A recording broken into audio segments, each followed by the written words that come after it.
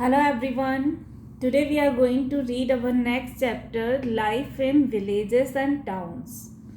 The establishment of kingdoms and empires led to an increase in agriculture and trade. Internal and overseas trade routes opened up. This period also saw the development of numerous arts and crafts. These developments resulted in the growth of towns. Greater agricultural production. Agricultural production increased due to an increased use of iron tools. It became possible to produce more from the same land. Also, more land was brought under cultivation. Iron tools such as the axe helped in clearing forest. This land was then used to produce crops. Certain regions where the soil was hard needed deep ploughing. The iron plowshare made it possible to introduce more from such type of soils. The kings of the period also encouraged the building of irrigation works and dug wells, tanks, and canals.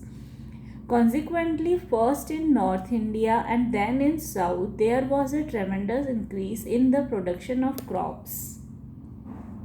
Growth of crafts. Art and crafts also flourished.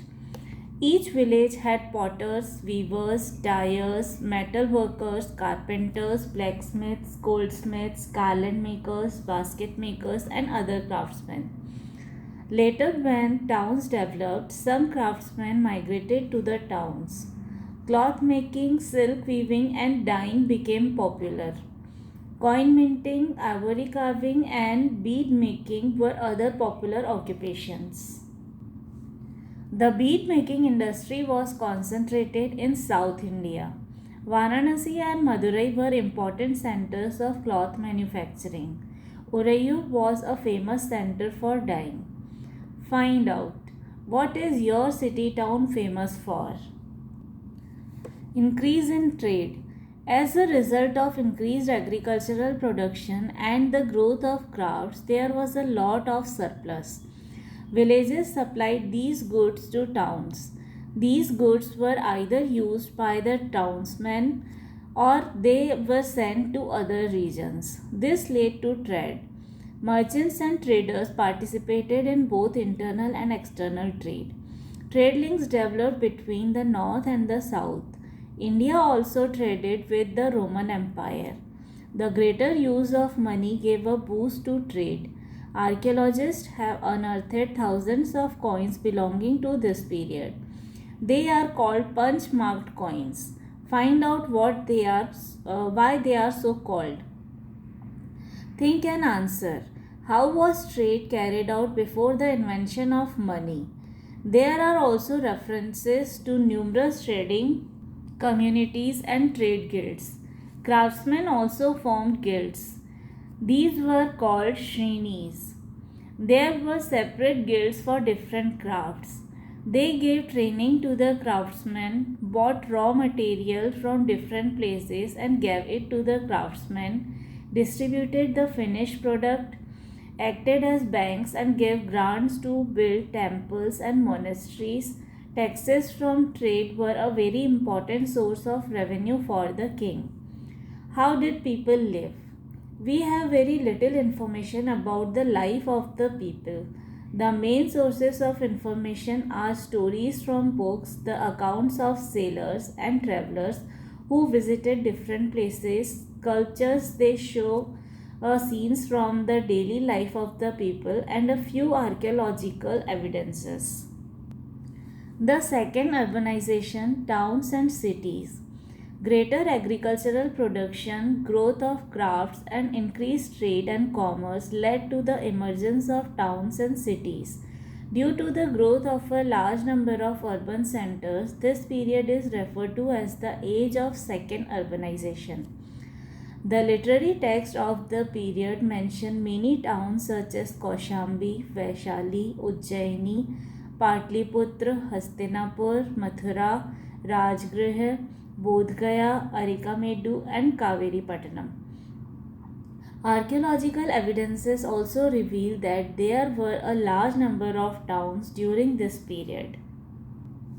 Functions of towns. Each town was famous for a particular activity. Some towns were religious centers while others were administrative centers. Broch, Sopara, and Tamralipti were trading centers. Some towns, however, were more important than others because they were famous for many activities. One such town was Mathura.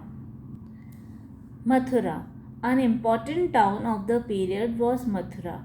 It was a center for numerous activities. As the second capital of the Kushanas, see page 62, it was a political and administrative center.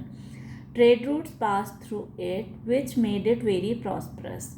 It was also a religious center and had many temples and monasteries. Finally, it was a center for arts and crafts. The Mathura school of art grew from here. The craftsmen of Mathura produced fine sculptures.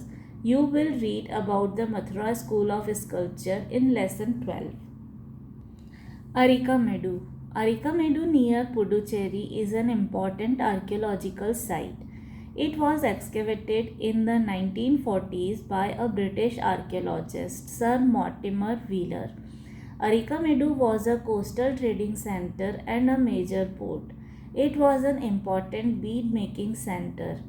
It was a prosperous settlement and owed its prosperity to a thriving trade with the Roman Empire. Textile, beads, semi-precious stones and glass shell bangles were the major exports from the port. The imports included wine and olive oil. Some scholars feel that Arikamedu was a Roman trading settlement in India. Traders from Rome came and stayed here. Roman pottery, jars and vases and gold coins have been found here in large numbers. Ruins of a brick building have also been found. It may have been a warehouse where goods coming from Rome and other places were stored.